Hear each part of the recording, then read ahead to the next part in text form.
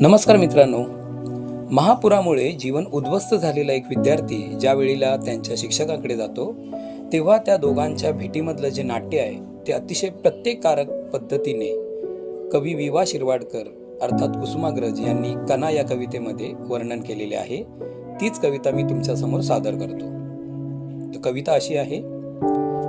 ओळखलत का सर मला पावसात आला कोणी, ओळखलत का सर मला पावसात आला कोणी, कपडे होते करदमलेले केसावरती पाणी.